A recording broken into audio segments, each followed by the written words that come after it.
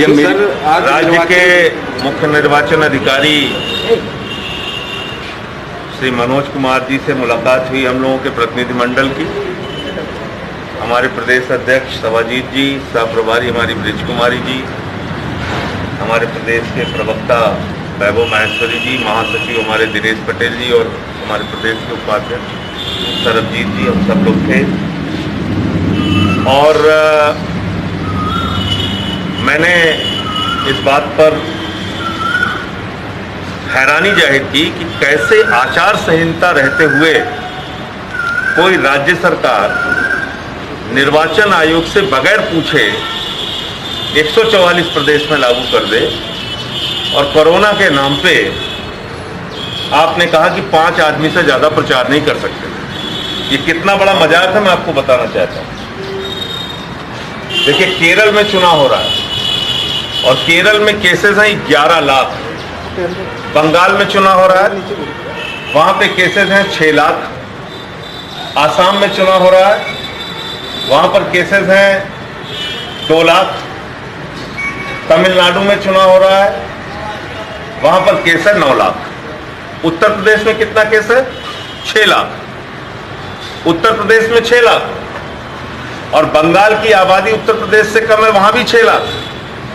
और केरल की आबादी उत्तर प्रदेश और बंगाल से भी कम है, वहां पे 11 लाख। और तमिलनाडु की भी आबादी उत्तर प्रदेश से कम है, वहां पर 9 लाख।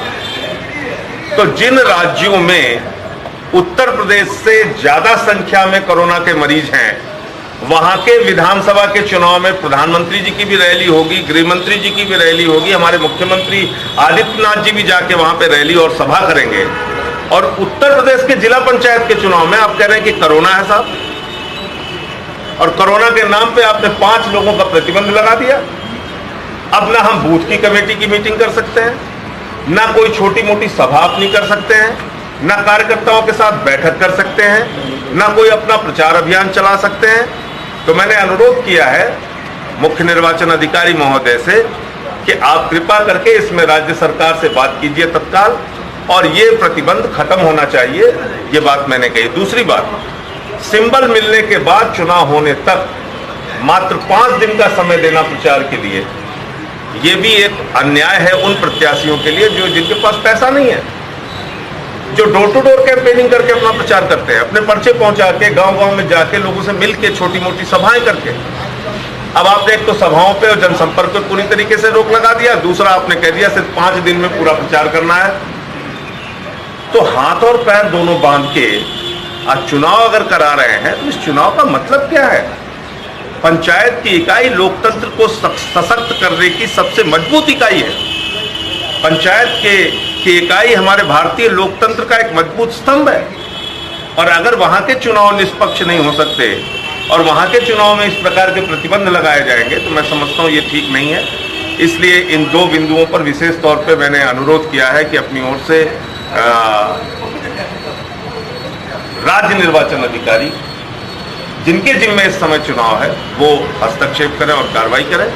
तीसरा एक विषय और था, आम आदमी पार्टी के प्रत्याशियों के साथ जो घटनाएं और कार्रवाई हुई हैं संत कबीर नगर में, प्रयागराज में और बदायूं में, उसका भी जिक्र हमने किया है, तो उसका भी उन्होंने संज्ञान लिया है।